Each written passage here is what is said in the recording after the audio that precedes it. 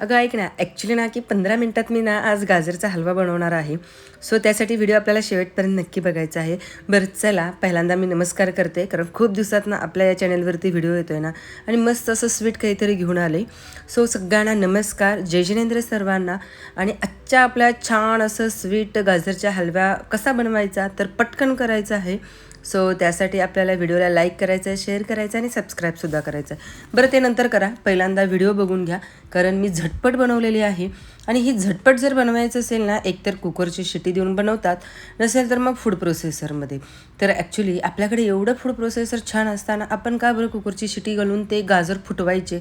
कारण कुकरमध्ये ना की सगळ्या गोष्टी फुटतात, हे एवढं मला माहिती आहे. मग आपण म्हटलं की चला फूड प्रोसेसरचा यूज करू आणि पटकन आपण गाजरचा हलवा बनवू. आता सीझन संपायच्या आत एकदा नक्कीच करून बघा. 15 मिनटात मस्त असा गाजरचा हलवा तयार होतो. आधी काय करायचं, गाजर छान धुवून घ्यायचं, सोलून घ्या आणि मग फूड प्रोसेसरमध्ये झटपट किसून टाका. हात दुखायचं झंझटच नाही, त्यामुळे हात दुखायचा आपला सवालच येणार नाही.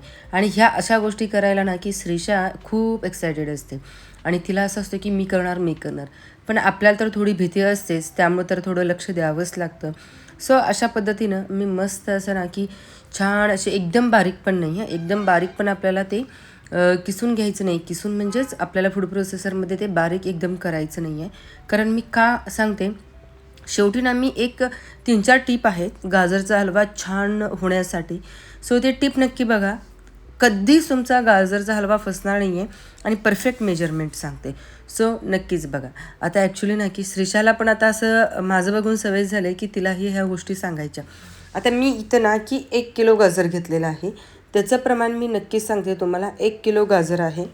जसं जसं आपण रेसिपी करत जाऊ ना, तसं आपल्याला काही जास्त इन्ग्रेडियंट्स आपल्याला लागणार नाही आहेत. सो म्हणून मग मी सांगते की आता मी इथे 1 किलो गाजर घेतलेला होता. 1 किलो गाजरचं आपल्याला छान असं त्याचं किस करून घेतलेलं आहे. आणि मग त्याचं नंतर ना ते आपण आता एका ह्यातच राहू दे, जेव्हा आपण कढईमध्ये तूप घालून जेव्हा भाजून घेतो ना, तर त्यावेळेला मी तुम्हाला नक्कीच दाखवते. आता मी ह्यातला आता टिप नंबर 1 पहिल्यांदा सांगते, कारण गाजर नवी आणि लालसर असतील तर हलव्याची चव ना अजून मस्तच येते. ही टिप नंबर 1 आहे. आणि दुसरी टिप नंबर अशी आहे की फूड प्रोसेसरमध्ये गाजर जास्त बारीक करायचं नाही, मध्यमच किस करायचा, नाहीतर हलवा आपला चिकट होतो. चला आता हळूहळू अजून मी पुढं टिप्स सांगत जाईन आणि तुमचा गाजरचा हलवा तर मी टेस्टी आणि स्वीट छान बनवणारच आहे.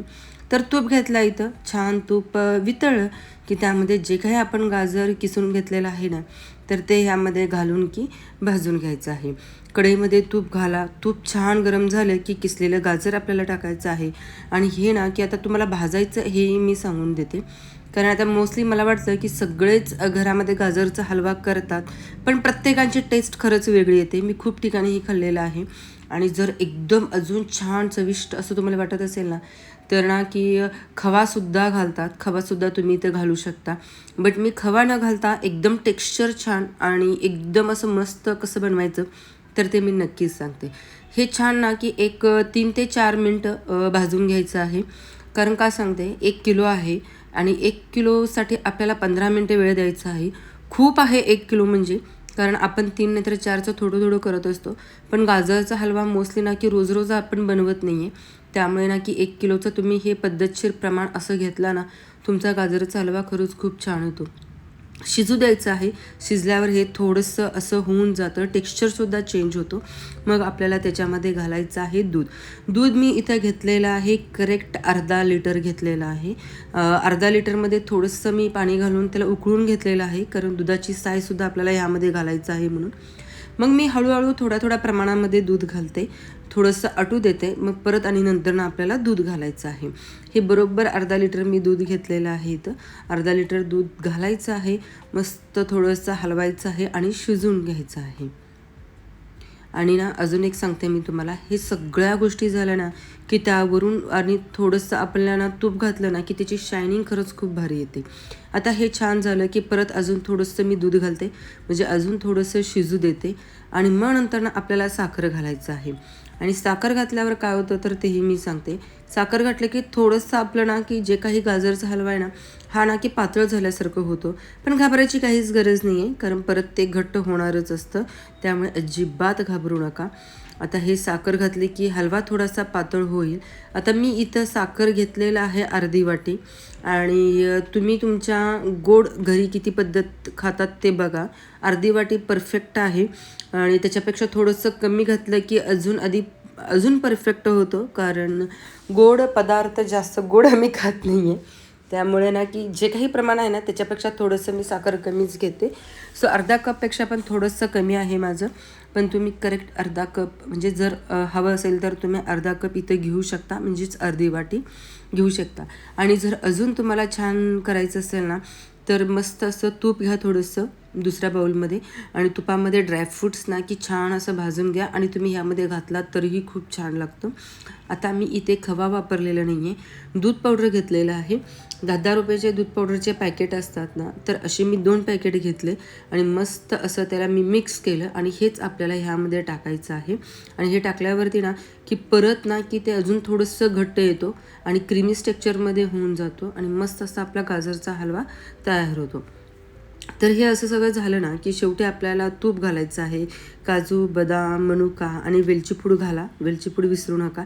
वेलची पूड जर तुम्ही नंतर टाकला ना की मस्त असा त्याचा सुगंधसुद्धा येत असतो. सो ही अशी आपली गरमागरम चवदार झणझणीत असा गाजरचा हलवा तयार झालेला आहे. आणि रेसिपी कशी वाटली तर नक्कीच कमेंटमध्ये मला सांगायचं आहे.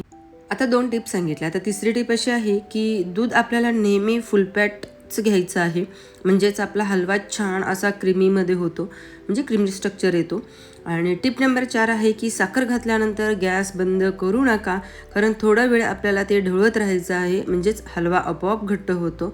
आणि शेवटची टिप सांगते मी तुम्हाला, हलव्याला मस्त चमक जर तुम्हाला हवी असेल ना तर शेवटी आपल्याला 1 चमचा तूप वरून घालायचं आहे.